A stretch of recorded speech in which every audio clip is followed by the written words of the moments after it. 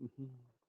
Hello, hello, hello. Welcome to CAD Live. This is episode, God, what are we on now? 62. I think this is episode 62. And today we are going to be talking about being yourself and reality as it pertains to dating, but also as it pertains to some other things as well, as you will see. Because, and by the way, this stream has been put out very late. So I didn't actually advertise this one. So let us see how it goes in terms of getting people on board to watch this thing. I can see a couple of people coming in now.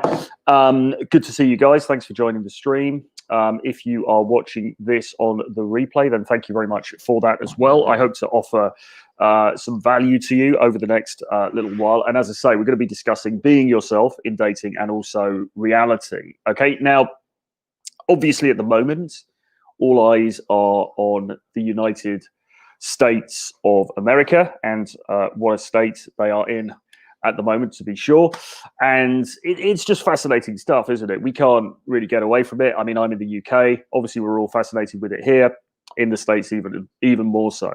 And I've just written actually an essay about this on my website, on my blog, which I haven't updated for some time. And I am looking now, going into the new year, I'm looking now to be writing more, as I've been saying on a couple of these shows, because I feel like I've been neglecting the writing a little bit. So I've now written the first blog post of the year, the first article of the year, and it is about basically what I'm going to talk about now, which is reality. And as we were discussing yesterday when Black Label Logic was on here, really the issue that we've got now is that reality itself is debased. You know, reality itself is no longer has the currency that it once had, because now we're in a situation where, that's the link below, by the way. Have a look at that. That's the article that I've just put up on my website. You know, reality is now under question. You know, it's not, whereas before, and maybe, to be honest, maybe this is being a little bit nostalgic and starry-eyed, but we get the impression that in the past there was a central narrative about what was going on in the world that most people could agree on. Okay, and the reason for that wasn't altogether great. The reason for that was because the sources of information were very controlled by a few people. So you might have a few newspapers, you might have, obviously, a couple of TV channels, etc., etc. And when you think about countries that are very centrally controlled by their governments, obviously one of the things that they do is they control all of the media. They seize control of all of the media, or they get control of all of the media, so that they can control the message going out. Okay, this happened in Hungary. It's happened obviously in the Soviet Union in the past, etc. Now, in the West at the moment, what we've got is a situation whereby not only, well, I suppose, you can argue about if the media is controlled or not, but putting that to one side, you've got all of this social media, which is still pretty free and open. I mean, I know people will say, well, they're censoring this group or they're censoring that group, but in the main, there are still a lot of spaces online where you can pretty much say what you want to say, and nobody's really censoring it. And I think we all thought going into this, I think we all thought back in 2007 or whatever, when Facebook first became a thing, that this is great. This is a democratizing thing. This means that everybody gets a say, effectively. And look, I mean, the reason that I'm able to do a show like this, and the reason that I'm able to sell my books, buy my books below, and so on and so forth, is all because we've now all got this power to publish content online, and we've all got this power to say what we think and communicate what we think to the world. And in many ways, that's a great thing, because if it wasn't for that, you wouldn't get CAD Live. And this is one of the world's greatest shows about dating and mindset and life in general for modern gentlemen. Cheers. But it's also actually proven to be a very divisive thing. It's proven to be a very problematic thing. This world in which we all now participate, where pretty much anybody can get up in the morning and put out a tweet, put out a post, put out a video, do a live stream, whatever, and they can give their own impression of what reality is. They can put out their own narrative, okay? And what that has meant, rather than, I mean, yes, it's democratized speech in a sense, because it isn't now just the elites or the press barons or the publishers or whoever who've got control of what gets said. You know, you don't have to have a TV studio now. You can just have a computer and you can do a live stream like this. But what it has meant is that now we have all of these differing, competing narratives out there. And my belief about what happened the other night in Washington, and by the way, I am going to be relating this back to dating, however intangible that may seem, but I am going to be relating it back in a second. But in my view, what happened in Washington the other night was an outward physical manifestation of what's been brewing up on the internet for a long time, which is basically you've got these completely different viewpoints on, you know, very basic things like who won an election. You've got a group of people over here who believe one thing, and then you've got a group of people over here who vigorously and powerfully disagree with the guys over here and believe something entirely different. And there's no bringing those groups together. You know, they both have these very, very different views of reality and what happened. And I mean, I suppose this was always the case, right? Because, you know, they say that history is written by the winners, and a lot of the time history gets revised as time goes on because people go back and they do more research and they say, well, hang on a minute, actually it wasn't really like this. And when you spoke to those people, events were different to how they've been passed down. So there have always been these different points of view on any events. And if you think about something that happens in your own life, you think about an argument or a falling out maybe that you had with a friend or a group of friends, for example, and you will have an impression of what happened. You will have a story about what happened, but your friend may have a totally different story. So it's a very natural human thing that there's always going to be these differences of opinion about events and about the realities of life. But I think what's happened is that social media and the internet has just supercharged it. You know, somebody's just lit a match and thrown it underneath the whole damn thing. And I don't see how we now pull back from this. So what you had on Wednesday was a group of guys and women marching on Capitol Hill because they are firmly under the, I say under the illusion, they firmly believe that the election didn't go the way that it's ostensibly gone. They firmly believe that Biden didn't win the election. And of course, Trump has also that particular viewpoint, right? So you've got this bunch of people just, I mean, you know, and for them, that is just their reality. Their reality is completely that things didn't go as the mainstream media were reporting it. So much so that they were prepared to turn up on a really cold day and march down the road and then break into a government building, all right? And wear a silly outfit with horns and stuff, all right? And then there were other people who are watching this who are aghast and think they're all crazy. You know, everyone else is watching this thinking, well, hang on a minute, they've counted all the votes. It's all, you know, he's taken it to court a bunch of times. They haven't really produced any evidence compelling enough to sort of get anywhere with the court. You know, we've kind of been through this we've been going through this for weeks and weeks now. What are you guys doing? And we're just seeing two completely disassociated views of reality, and these people, you know, both sides are passionately entrenched in their position. Okay, and you know, it's a problem. It's just a problem. You know, because as I say, if we're in a situation where we can't even agree on something like who won an election in what was previously the greatest democracy in the world, then that is a dilemma. That's tricky. That's not a good situation to be in. Okay. And as I say, it's this sense that reality, whatever reality means, you know, empirical reality, objective reality is being eroded. It just doesn't exist in the same way that perhaps it did 10, 15 years ago, you know, when, and I mean, yeah, okay, there was all the argy-bargy with Bush and was it Gore or whatever, you know, so there have always been disputes over these things, but in my view, it's just intensified, and it's intensified because of the whole thing. You know, we've heard this story told time and time again in the media, but this thing about echo chambers and this thing about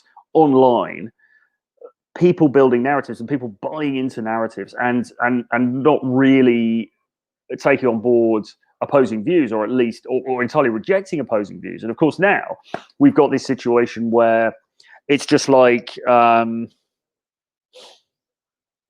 know, you can say anything is a lie, because you get all of these people who say, well, don't trust the mainstream media. And look, I mean, you know, I'm not saying you should trust everything that comes out of the mainstream media, of course, but it's just this blanket. You know, what's the source? Well, it was the Financial Times. Oh, well, mainstream media, can't trust that. You know, it's just this blanket refusal to trust anything. And strangely, and as I was discussing this with somebody else a few shows ago, often the message is don't trust the mainstream media, but if it's some dude with a Twitter account or it's some dude with a YouTube channel, then bet the farm on it. Right? I mean, yeah, you know, somebody on a non-message board, yeah, trust that dude. And the person I was speaking to, I think it was Black Label Logic, actually, sort of said, well, the reason that you get that is because there's so much mistrust of mainstream media. Then, in contrast, media that isn't mainstream is seen as being likely more trustworthy because it's more authentic. You know, they don't have anything to hide. They don't have these rich backers and all of this kind of a thing. And that leads you to this absurd situation where basically anybody can set up like a YouTube channel like this and put out some, you know, whatever content they want, and people are going to just believe it because it's not mainstream media, which it seems pretty crazy. I mean, for me, I think you need to vet all of your sources. You know, it's not as simple as just saying, look, you know, mainstream media bad, everything else good. I mean, surely that's crazy, right? You've got to be very, very skeptical of everything, not just mainstream media. And you know, some of the nutty stuff that people are posting online on you know, Twitter and in Reddit and whatever else, you know, I mean, that is not more trustworthy than mainstream media just because it isn't mainstream media. Anyway, with all of that being said, Jamie says, I thought the topic today was the reality of dating. Well, it is. Okay. And let's segue into that. Now, when I say the reality of dating, I'm not talking about, you know, I'm not today talking about the harsh realities of dating and high quality women and all of that kind of stuff. But what I am interested in talking about, and again, if you read my article, which I've just stuck up on the site there, you'll see how I segue these two things together, because what I am interested in is how you present yourself as a prospect to women that you're attracted to on the dating marketplace. And it seems to me fundamentally that given that we're in a position where reality itself has been eroded to this extent, and we're in a situation where, you know, we all know politicians will lie, they don't have to be truthful, they will ignore experts, or sort of, you know, also I suppose we're seeing the reverse of that now, aren't we, with the with what's happening medically at the moment. But you know, they will there's no issue with politicians and public figures massaging the truth. Then what does that mean for the rest of us? And as I say, we're living in a continuum where reality, in the old sense, it doesn't really exist anymore. Okay, and the way that I relate this to dating is like this, because often guys will say, well, how do I present myself in the early stages to a woman? And one of the things that I've always said, and this is something that's in The Art of Seduction by Robert Greene, is that you want to retain an air of mystery, at least in the early stages of your relationship, your interaction. Okay. And what I really mean by that is that what you don't want to be doing is you don't want to be on the first date and you're laying out all your cards on the table. I mean, sometimes guys will describe dates that they've had to me. And it's all of this stuff like, yeah, and then she asked me what I did, and I explained that I was tenured and I was on a sabbatical, or I was doing a particular project for this company for 6 months, and then I was going to be going to Canada and blah, blah, blah. And it's all very functional, biographical stuff. What's your job? Oh, that's interesting. What's your job? Well, how long have you been in that role for? What's your remuneration like? And it's all very sort of mechanical, granular stuff that's very much based in reality. Okay. And for me, for a first date, that's absolutely terrible. I don't think you should be going anywhere near that stuff. Okay. I don't think you should be presenting yourself in that manner. Okay. Because it's grounded in objective reality. And it's really boring, and also as well, the problem with those kinds of conversations is that you're effectively in an interview.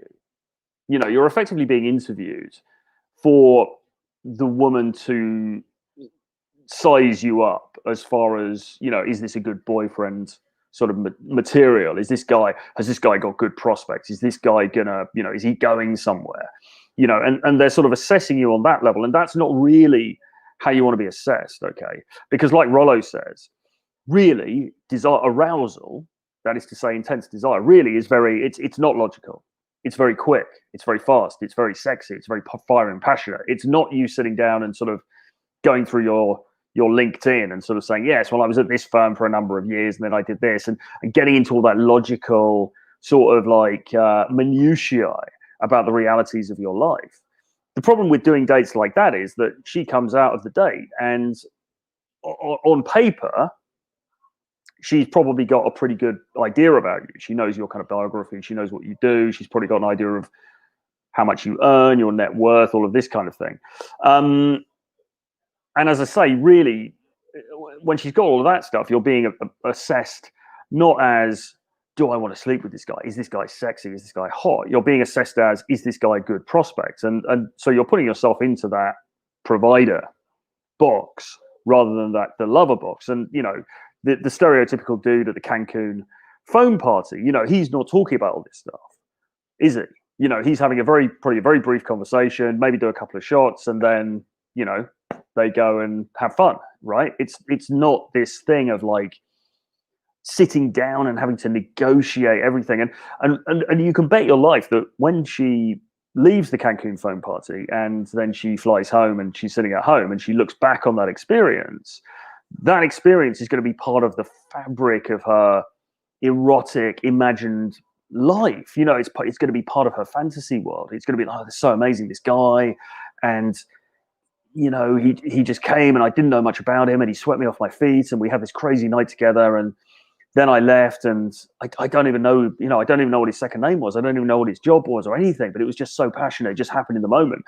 And that kind of interaction is very, very, very different to the sort of very polite, mannered, right, I'm going to lay all my cards on the table and tell you about myself thing that a lot of guys will do on a date. And the reason that I'm perhaps tenuous trying to pull this together with the wider sort of scene of what's happening in politics is that it's kind of a bit like, the expression enjoy the decline.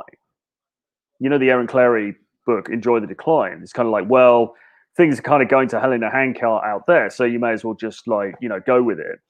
I think that we should regard objective truth in the same sort of way. And by the way, I'm not talking here about directly lying about yourself. I'm not saying here just go to the party and say that you've got a Lambo if you haven't got a Lambo, or say that you've got a gold-plated bath if you haven't got a gold-plated bath. I'm not really talking about it quite like that, but I do think that we now live in an age where we have permission to curate our image, the way that we present to other people, in a very calculating way.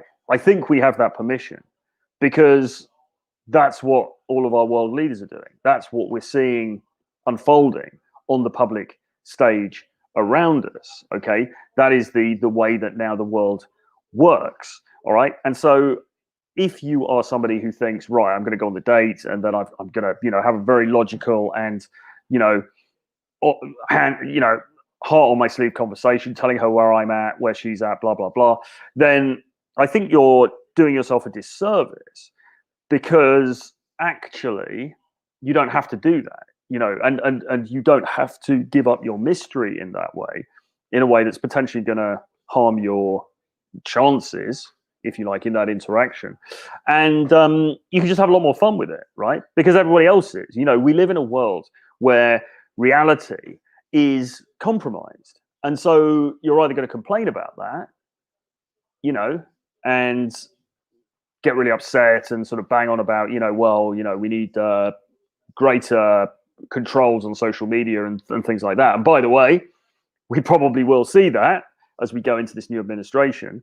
But yeah, I mean, we may as well lean into the kind of absurdity of what's happening out there in the wider political media world, and view ourselves more as a project of self-creation. Okay, that's how I always think about myself.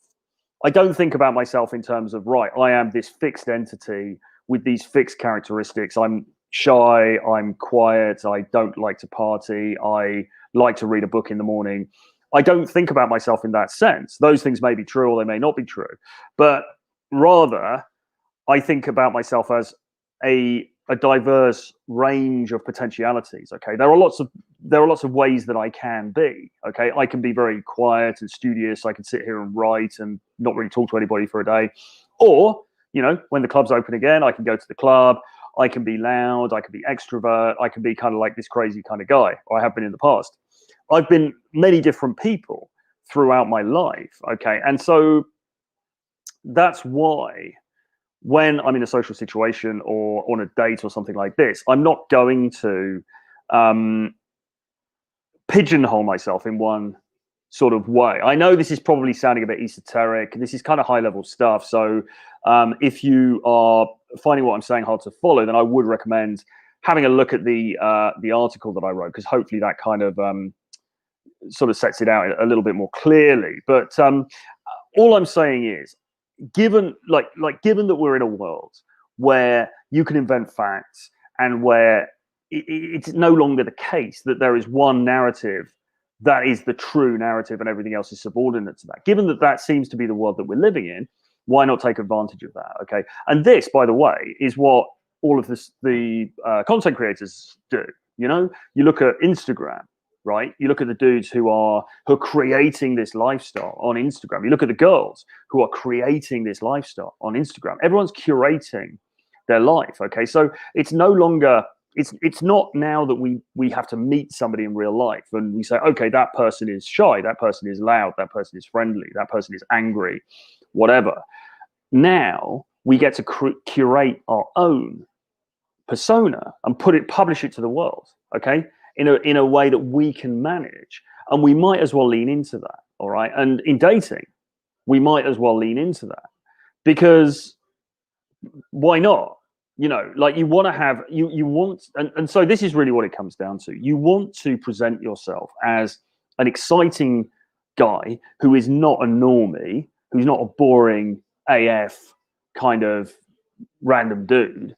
You want to, and you want to present yourself in that manner. Now, it might be that actually most of the time, you might be saying, yeah, I'm on my mission. And actually most of the time you're sitting around watching Netflix. Well, you want to sort that out, but you get the choice of how you present yourself. Okay, so the first thing to do is to have an image of yourself in your head. What sort of person do I want to be? What sort of guy do I want to come across as? And then you want to make sure that in every element, and this is the way that you are on social media, the way that you are on Instagram, but also the way that you are in real life, the way that you dress, the way that you groom yourself, the way that you talk, the eye contact you hold, your body language, the way that you speak, the verbal flourishes you use, the metaphors, the verbal dexterity that you bring to bear in a conversation. All of those things should communicate about you what you want to be communicated. What sort of person do you want to be? What sort of guy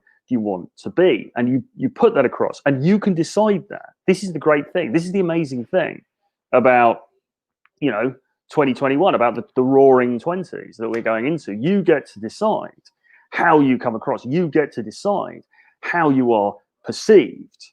Okay, by the way, comments, questions into whichever way it is, put them into the chat and let us deal with them.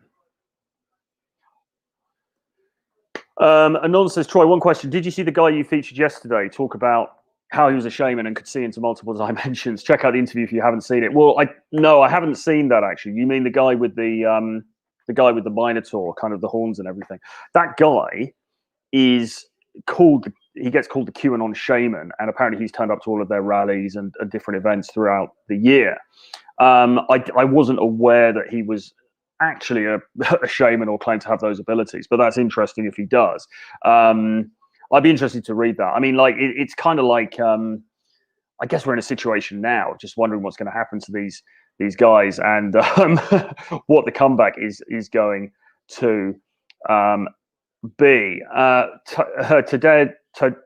Tadej says, do you think the guy with the horns who took over the US Capitol could dethrone a foam cannon party in Cancun? I think if that dude turned up at the foam party in Cancun, he would absolutely ace it. I can't see that guy being unsuccessful in that situation. That guy, I mean, to be honest, I mean, he's probably going to get, maybe he's going to get into trouble now. You know, I don't know what they're going to do in terms of prosecutions, if there's going to be some jail time and stuff like that. But I think that guy, when he's free to do so, I think that guy needs to milk this, to be honest. I think he needs to be like, yeah, I was the dude. I was in the Senate, you know, do nightclub appearances, whatever. That guy's going to milk that thing. He's going to be just like, you know, I don't even know if he's got Instagram or whatever, but that guy, seriously, I mean, you could just milk that for, I mean, he is set for the next 5-10 years. No problem at all. You know, he's going to get loads and loads of action, particularly because, you know, he's got a ridiculous outfit, but he looked pretty good. And he's obviously in good shape and everything else. So, yeah, that dude, I think he would absolutely do very well in the Cancun party.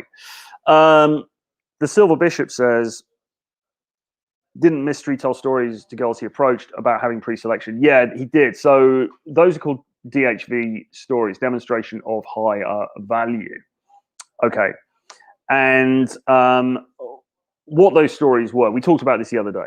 It's a very established part of like the game, or classic game, if you like. And what those stories are basically, he would pre-plan these stories that would hit certain notes to come across in an attractive way to the women that he interacted with. And he lists them in the book. I forget all of them at the moment, but one of them is like leader of men. I think another one is bravery, risk-taking, things like this. You know, certain points that you want to hit in your story that present you as that kind of a guy, that you want to present yourself as, this kind of go-getter, this kind of guy who throws caution to the wind, who takes risks, who does what he wants to do, but who is also protective, who can also lead others, and who is also a, I don't know, whatever, you know, kind of somebody who's very resourceful and enterprising, okay? So you want to think back through your life. And I've actually done this. I've actually done this as an exercise. I haven't done it for a long time, but I have done this as an exercise. You can look back through your life and you can pull out incidents that show you in a good light. I mean, like, if you think about the totality of your life, if I think about the totality of my life, there are plenty of incidents that don't show me in a good light. But there are also many incidents that do, or that potentially do, if I can tweak them a little bit and make them into a good story. You know, maybe you were in some sort of like chaotic disaster situation and you rescued some people or something like that. Great story, right? Maybe you were in a social situation and you were able to boss the people who were coming for you in some sort of negative way. Again, great story, right? I mean, there are lots of stories that you can tell about your life. Anybody, really, if you look back through your life, you will find certain incidences where actually, damn, you know, I did pretty good there, okay? So that story, you can take it, you can sit down, have a think about it, make sure it's hitting those different points, you know, leader of men, somebody who's a risk taker, someone who's resourceful, you know, whatever the points are. And I'll research them properly for another show and we can talk about it in more detail. But, you know, you're hitting those notes of pre-selection, if you like. You're hitting those notes that, you know, she's going to be impressed by. you can go through your life and sort of think about those stories that maybe hit those notes, sit down sort of and actually write it out as a paragraph. Sit down and actually write the story out and make sure you're hitting those notes, and then go through it a few times so it sticks in your memory. And then when you're out and about, you know, just through your storytelling, you're presenting yourself in a cool, exciting way. Okay. And it's not about lying. You know, it's not about pretending that you're somebody you're not. It's not about pretending that, you know, you've got a Lambo or you know, you've got a house in the Maldives or any of this kind of stuff. It's just selecting. It's curation. It's selecting certain parts of your history and presenting them in a manner that is going to be attractive. That's going to help you to get to where you want to get to. All right. And as I say, this is the world we live in now. You know, this is the world we live in, because we live in a world where we are all now content creators in a way. I mean, some people do it professionally. They do it for a living. They make YouTube videos. They do live streams, whatever, you know, they sell products. That's their business. But we're all doing it to some extent. You know, we're doing it on Instagram. We're doing it on Facebook. We're doing it on Twitter, whatever, right? We're all curating our identities. And all I'm saying is that don't feel that you have to pull away from that when you go on a date or when you approach somebody that you're attracted to. Don't feel that you have to drop the facade because of this misplaced idea that you need to be vulnerable, you need to be real, you need to kind of show your vulnerability, all of that kind of stuff, because actually you don't. And actually doing that in many cases will cause you a disservice. Now, I'm not saying that you then maintain some sort of facade forever. I'm not saying that you get into a relationship with somebody and you get married to somebody and then 15 years later you're still playing a character. I don't mean that. Okay, gradually over time you are going to show more of your actual authentic self, because that's just naturally what happens over time when you get to know somebody and you get to like them and trust them to some extent as well. You need to have that sort of element of trust. But in the beginning, you don't want to just show your hands. That's what it comes down to. You don't want to show your hands. All right. Because it's not going to do you any favors, and she doesn't really want it anyway. This is the point. You know, a lot of dating and so on, particularly in the earlier stages for people, it's very much based in fantasy, really. You know, she has certain fantasies about the kind of person, kind of guy that she wants to meet. You've got fantasies about the sort of girl that you want to meet, the kind of interaction you want to have. And you're both there really to sell each other that fantasy. That's kind of what it comes down to in the early stages. Now, the early stages, and by that I mean the approach, the first interaction, the first date, the first few dates, maybe in the first few months, right? Those early stages, you are there very much because you haven't formed a relationship. It's not like you guys are dating, you're not a couple or anything like that. You're just, you know, a couple of people who are hanging out and maybe friends with benefits or seeing each other or whatever. You are very much there in order to fulfill a fantasy, really, for her.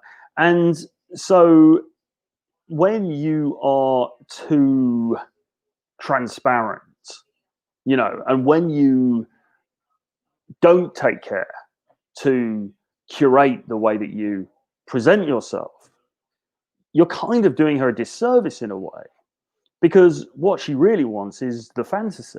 You know, I mean, as an example, I have a friend who travels a lot, who will go to different, well, I suppose probably a little bit stuck at the moment, but he would go to lots of different cities in Europe and America and other places and spend short periods of time there. And he would meet different women and date them and so on and so forth. And he was playing the role for them as being the somewhat mysterious guy who traveled a lot, who would be there sometimes and then would go away again and then maybe would come back a couple of months later or whatever. That was very much the role he was playing, and he was fueling a fantasy for them in playing that role. And if he had at any point with any of these women sat down and said, listen, I want to tell you a bit about the real me now. This is what's really up, okay? Actually, you know, I studied accounting in 1995 and then I did blah, blah, blah. And you make it, you pin yourself down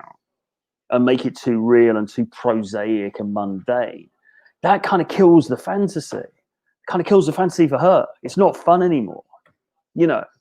And so he was just a very fly-by-night character who would pop up, disappear, pop up again a bit later, and it worked very well for both sides because, you know, he was obviously having the kinds of interactions and relationships that he wanted to have. That is to say, fairly casual and you know, not binding. And the women that he was interacting with had the same thing. Okay, so too much reality, it's like when you are in a nightclub. Back when we used to go to nightclubs, if you remember that, back in the prehistory of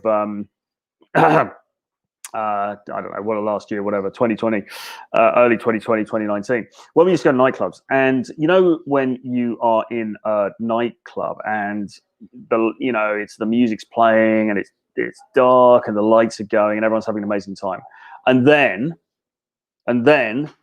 right at the end of the night, suddenly the music stops and they put the lights on. You've got that awful bright glare of light. Terrible, horrendous, right? That glare of light that comes in and everyone's like, oh God, and the music stops and you've got people start cleaning the dance floor and then you've got to go and get your coat from the cloakroom and everything. Horrible. I've many experiences of that years ago when I used to go to clubs a lot. You know, 6 a.m. Sunday morning, the lights will go on. You're like, oh God. You feel like you've just crawled out from under a rock.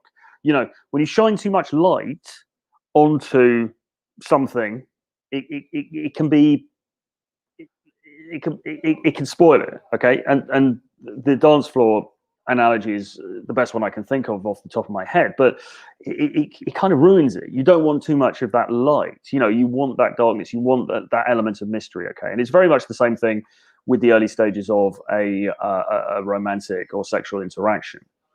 Adam says, do you play chess? I don't really. I mean, I used to play a little bit. Have you been watching the Netflix show? That was pretty good, about chess. That was pretty cool. Dan, hi Dan, how are you, sir? Good to see you. Anyone saying he's a shaman probably isn't one. There's a guy, Super Slutty Snake, who I've mentioned before over on Instagram, who does pretty funny memes about club culture and models and guys trying to sleep with models and all of this kind of thing. And he talks a lot about what he calls fake shaman. And basically what he's talking about is a certain genre of guy that apparently has popped up and become more prevalent over the last few years. This kind of guy who turns up in places like Mexico, Tulum, or in like Ibiza or Burning Man or Los Angeles or whatever. And he's that kind of hippie-ish dude who wears clothing probably not unlike what Minotaur guy was wearing in the Capitol building. And he goes around sort of pretending to be a shaman. So he goes around talking to the girls like, oh, I can see that I can feel that you're an Aquarius. I can feel those vibes. You know, and he uses this sort of fake spiritual, fake shamanic kind of thing, really just as a pickup technique, and so it's quite funny. And this guy, Super Slutty Snake, as I say, you should follow him on Instagram. He has sort of identified this character and made memes about it and stuff. It's pretty funny, actually. I'll find out his.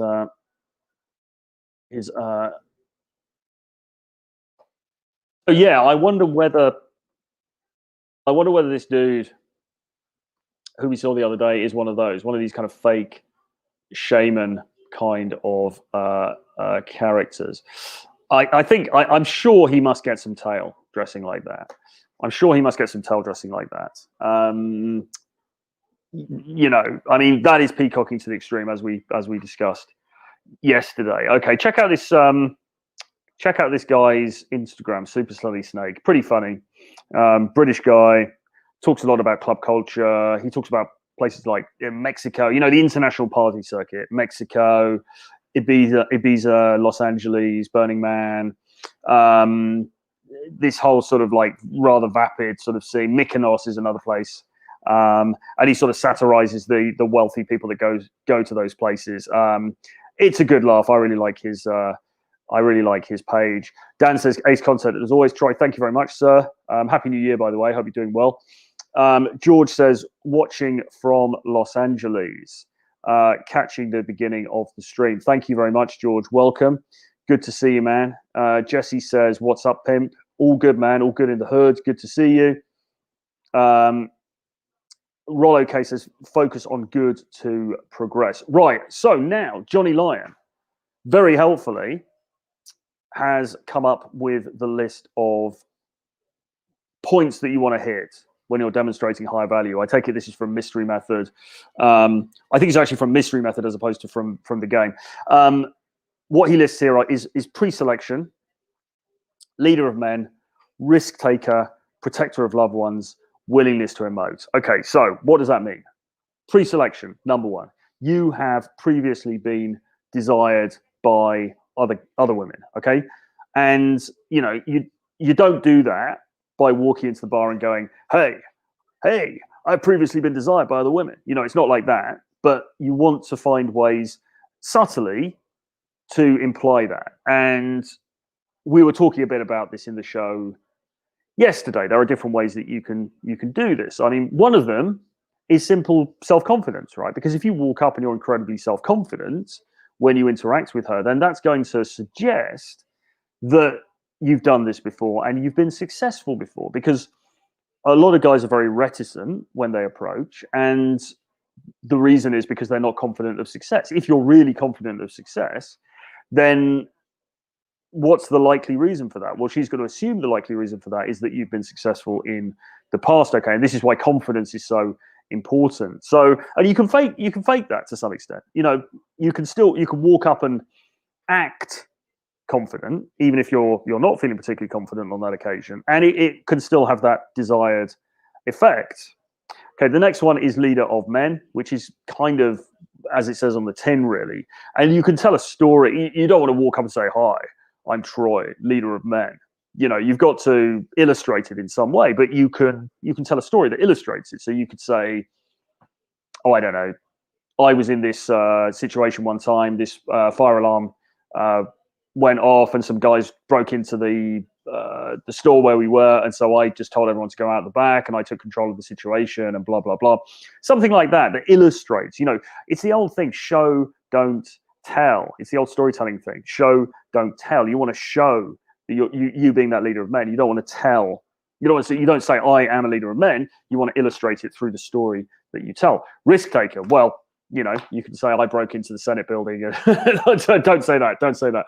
But you know what I mean. You can, you tell a story that illustrates that you're somebody who takes risks. You might say, oh, listen, we read about this amazing destination in Costa Rica, and so what? The next day, I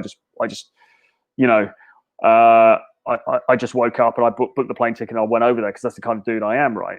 Impulsiveness is a good one as well. It kind of goes hand in hand a little bit with risk taker. Protector of loved ones. Maybe you've got a story where you were, with a family member or like a child in your family or something like that, and something happened and you were able to protect them from something potentially bad happening. Tell that story, right? That's going to hit that note. Willingness to emote. Interestingly, right, I think this goes along with vulnerability. Now, in the CAD Academy course, we talk about obviously charisma, and we talk about some of the charisma tells that Robert Greene identifies in his book, The Art of Seduction. And there are various things there, like actually risk taking, mystery, which is what we've been talking about up to now, adventurousness, but also there's one in there that's vulnerability. And I always spend a bit of time trying to explain that when I'm teaching the course, because vulnerability is problematic, isn't it? Because on the one hand, we're told don't be vulnerable because you've got to be alpha, because you've got to be like, you've got to show her that you're a high quality man who is alpha and who's like, and we have this very two-dimensional sense of what alpha means, and also as well, we've been told many times, you don't want to stop crying in front of her. You don't want to be really vulnerable because that's just going to look weak and it's going to put her off. And while all of that is true, I think there is, and you've got to be careful with this, but I think there is a space for showing some degree of vulnerability. And an example I was given of that is somebody like the British singer Robbie Williams, who was in his heyday was a very, I mean, alpha in the sense of like kind of bad boy type character, very cheeky, good looking, charismatic, quite sexual in terms of the way that he came across, all of this kind of stuff. But there was also this vulnerable side to him as well. You know, he would talk about his problems with addiction, his problems with depression, the death of his grandmother, things like this, you know. And women who loved him anyway, they'd love him even more because he had that element of vulnerability about him. So like, oh, that's so, oh, bless, you know, that kind of thing. So I think the thing with vulnerability is that you can and you should show it, but you do have to ensure that the underlying, the baseline sense that you're putting across is that you're pretty badass. But you've just got this little chink of vulnerability. And I think that's kind of what he's getting at here with willingness to emote. But again, I mean, you can use willingness to emote in a more general sense in the way that you speak anyway. You know, if you're very flat and monotone, then it gets boring, and obviously that puts everybody off. But if you've got different tones, different textures, you're dramatic, suddenly you're quiet, you're loud, you're vulnerable, whatever, bring all these different textures when you're talking. Sometimes it's really funny, sometimes it's intense, sometimes you back off, sometimes you're teasing, you know, you're bringing all these different emotions into the picture. That is incredibly powerful, and that really is the root of charisma, to be honest. I mean, this willingness to emote is kind of at the root of charisma, and that's what really draws people to you. That's what draws women to you when you're in that social situation, and draws people socially to you in general, right? So yeah, that's a really, really good list. And if you can think of a story, or if you can think of stories from your life that hit some of those notes, and ideally all of them, if you can think of a story or a couple of stories that hit all of those notes, then that is a really good story, and you want to like note it down and kind of memorize it, because that's going to stand you in very good stead. It helps if it's a true story. You can, if you want, you can make something up, but probably a better thing to do is to think of a story in your life that kind of hits those notes, and then think, okay, so how can I just make sure I position this and tell this in a way that it shows off the things that I want to show off. Okay. And remember, it's got to be nuanced. It's got to be nuanced. There's no point, it's show, don't tell. There's no point in sitting there going, yeah, I'm awesome, I'm a leader of men, I'm like, you know, pre-selected, I'm badass, whatever. There's no point in just saying that, because you're just going to come across as a LARPer. It's just not, you know, that's no good. You've got to illustrate it. And the danger of this kind of stuff, and what you've got to be very careful of, is that you make it obvious that you're trying to big yourself up, because that's no good. Okay, it's got to come across almost as though it were inadvertent. You know, you don't want to be like, hey, I own 60 bitcoins. What do you think about that? You know, you don't want to sort of be like overt about these things. You want to suggest it, and storytelling is a great way to be suggestive without just being on the nose and just putting it all out there.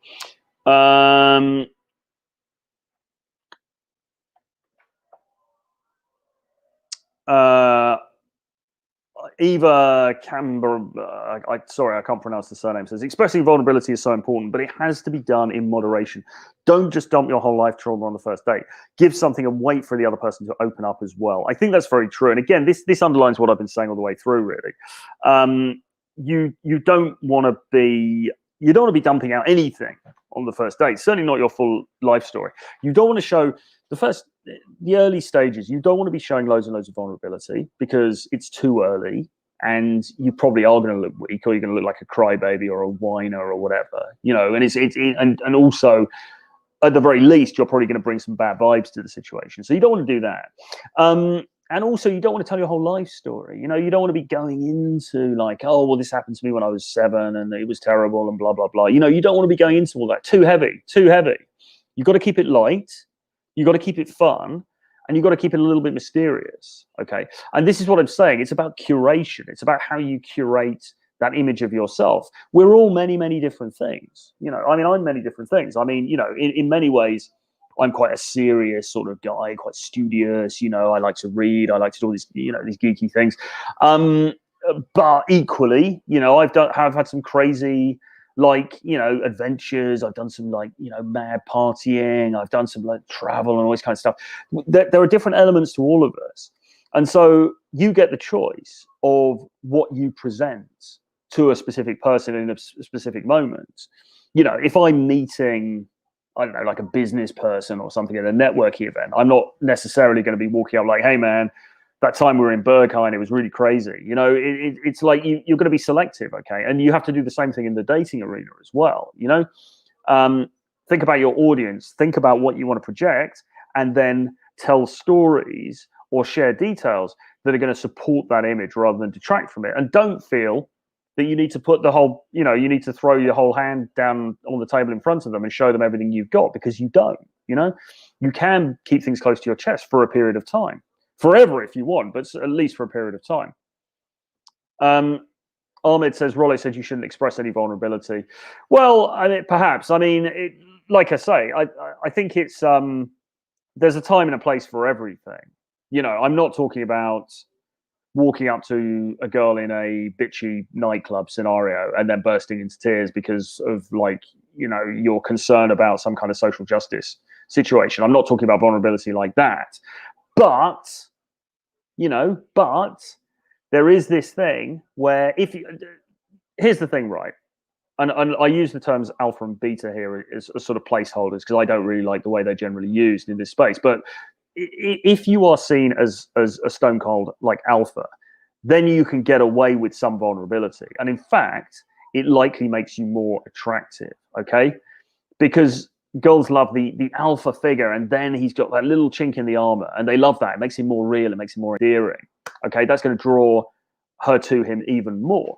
But if you are coming across in a beta way, you're coming across from a weaker position, then that vulnerability is just going to get you kicked even further into the gutter. So you've got to manage your image and ensure that you're coming across with the of course, the emphasis always needs to be on the alpha side of things, but you can let a little bit of that vulnerability in at some points, just to enhance, just to give you that extra dimensionality. Because again, the more multidimensional you are, the more interesting you are. All right. If you're just stone cold alpha the whole way through and you're just like this hard ass the whole time, in the end, that's kind of not going to work very well. It may work in the short term, but it's kind of not going to work very well in the longer term. And she may end up just getting bored and and just going somewhere where there's more laughs. So you've got to have these different elements to you. All right. But as I say, be careful, because it's more, most guys probably need to tone down the vulnerability and tone up the other side of things first. Buzen Barzan says, if she already sees you as very strong, I think it's fine to express. Yeah, absolutely. And listen, like I say, I'm not talking about bursting into tears every time a Christmas advert comes on or something like that. Obviously there's a limit to this, but I'm just saying that you can afford to open up a little bit. And actually, that may even win you some brownie points.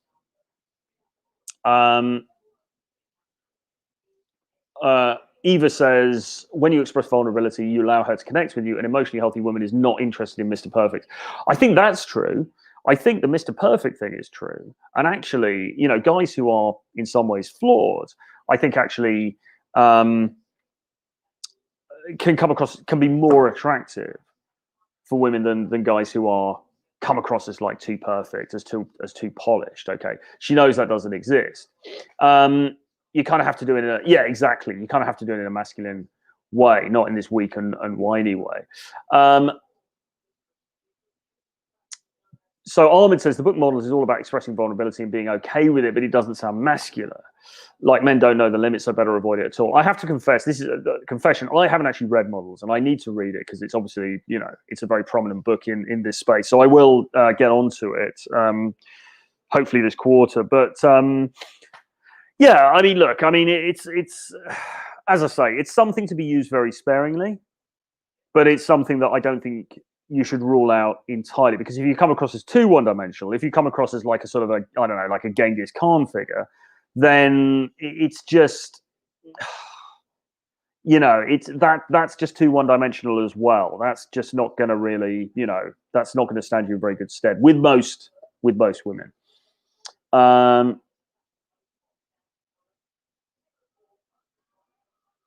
Johnny says, the response you're looking for is, oh, that's sweet, but don't give the impression that this vulnerability can reduce the chances of her survival, quality of life. Absolutely agree with that.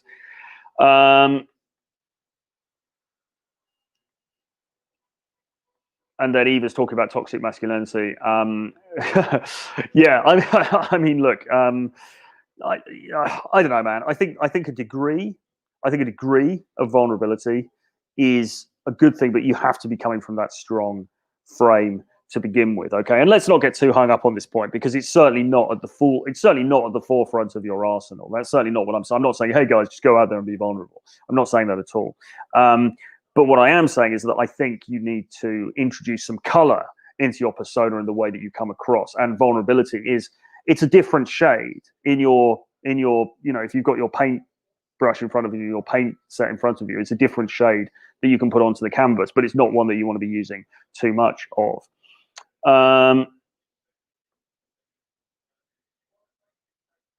Ian says, Torero mentioned charisma being power plus warmth, too much of either not being good. Yes, absolutely. And it is in CAD as well, because it's charisma, power. No, it's power, presence, and warmth is how Rose Caban defines it in that book, The Charisma Myth.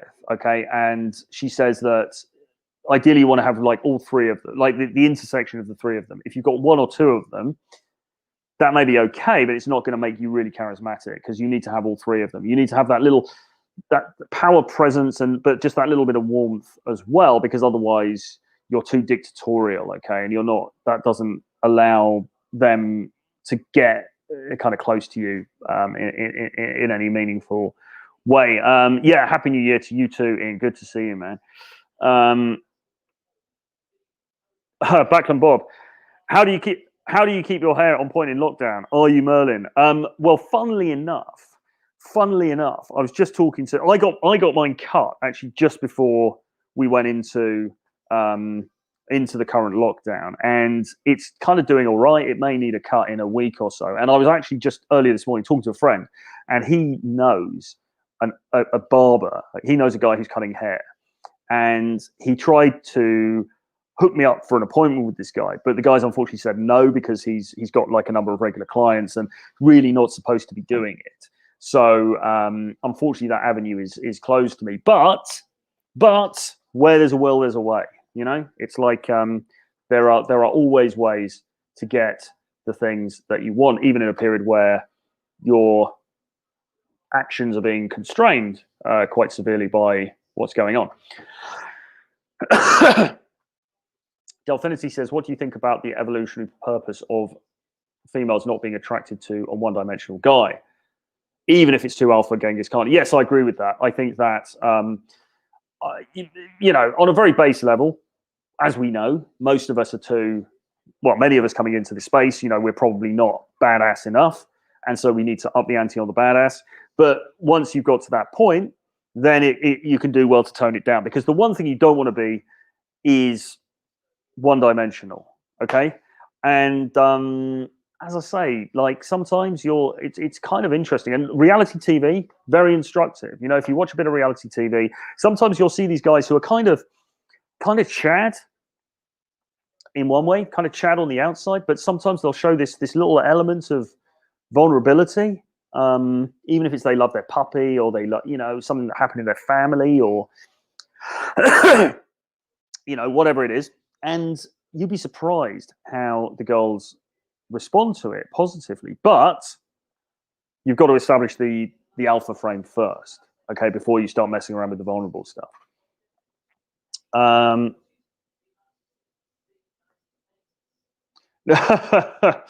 Yeah, well, I don't know about that. How often do you get a cut? Well, I was getting it done every 2 weeks. But obviously with this lockdown situation, it's going to have to wait.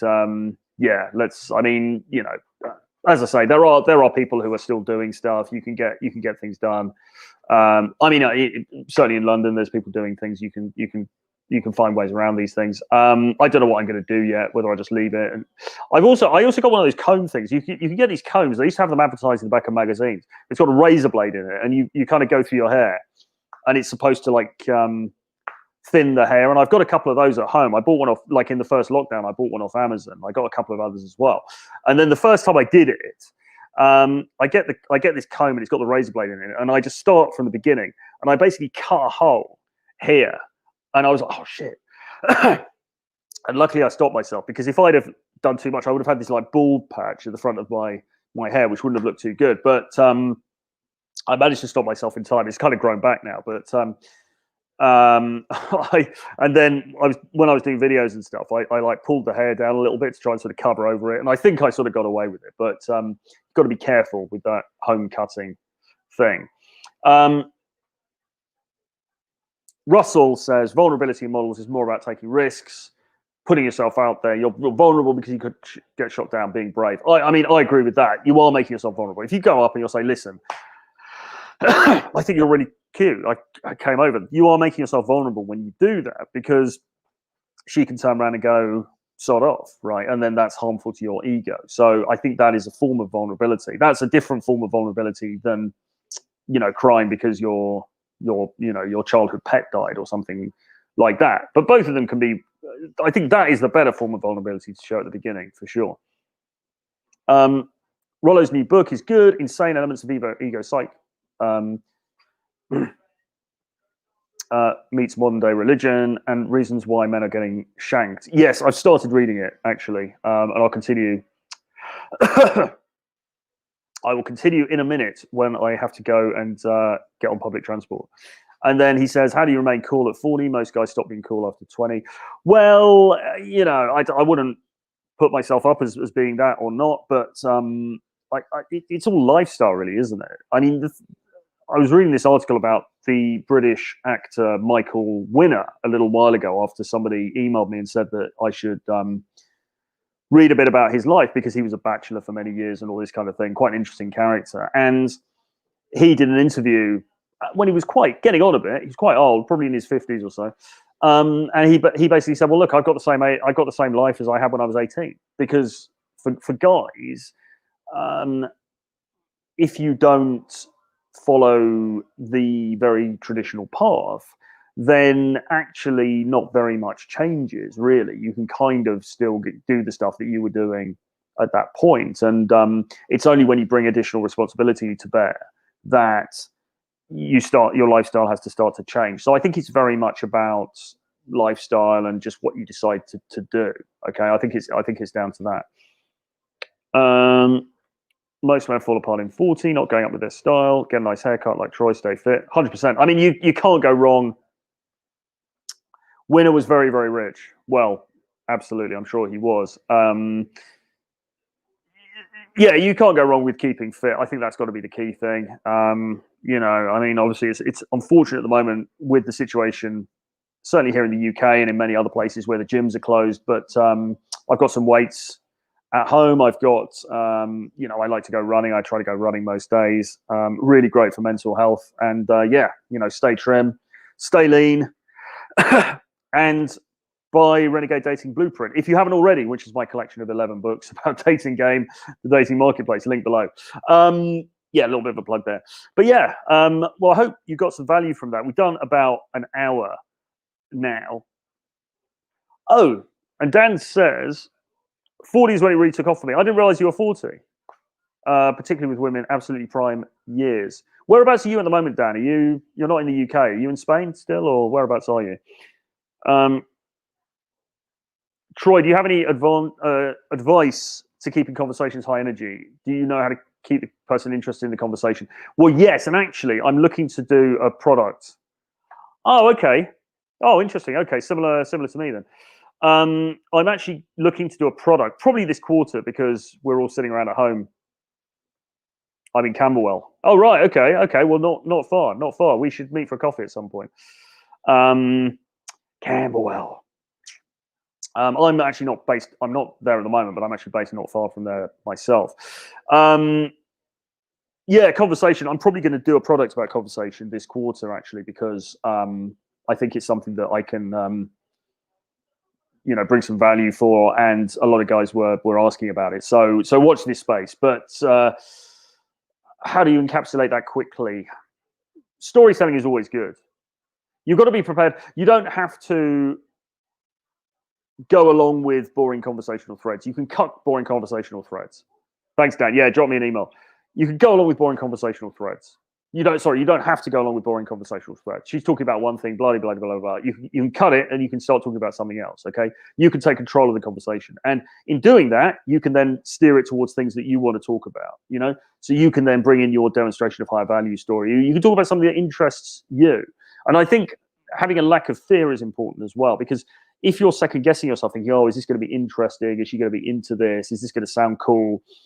Then that stifles you in your conversation. And really, you just want to be talking about anything. You want to be like free to just talk about whatever you feel passionate about, and then you're going to come across better. So even if it's Dungeons and Dragons and she's not interested in that, if you come across it if you tell it in a passionate, interesting, engaging way, then she's going to feel that emotion, that energy, and that's going to stand you in very good stead. Bob says, thoughts on hair dye. I thought salt and pepper was a good look. Weird before 40. I don't know. I mean, I think it really depends on your look. I think hair dye is fine. I know people who use it. I haven't got an issue with it. I think salt and pepper can look very good on many guys. It kind of just depends on your, the individual's particular look, I think. So, consult with a hairstylist, see what they say. But yeah, hair dye, if you want to do it, I don't see a problem with it. Just looking forward to game again. Hope it hasn't gone the way of the dinosaur. It hasn't. It'll be fine. We've just got to get out of this period. Cool. Okay. Listen, guys, I've got to leave it there because I've got to hit the road in a little bit. But it's been great seeing everybody. Thanks, everybody, for tuning in. Ahmed, Ian, Bob, Dan, Buzz and Janus, Russell, etc. Thanks, everybody, for tuning in. It's very much appreciated. If you're watching this on the replay, thanks very much for watching. Please do hit that subscribe button below. Give me a comment, give me a like, help me to tickle the old algo so that we can get further subscribers onto the channel, spread the word further. As I said, I am doing consultations now. There's a link below for my consultations. If you want to talk about dating or game or any of that stuff, check the link below. Renegade Dating Blueprint, also below, if you want to read some of my wonderful books about dating game, dating marketplace, etc. Beyond that, I will see you guys again very soon. We're doing Rule Zero tomorrow on this channel, so be there. We're talking about insurrection, not erections, but insurrection in view of recent events. So that's going to be fun. And yeah, have a great Friday evening. I'll see you guys again very soon.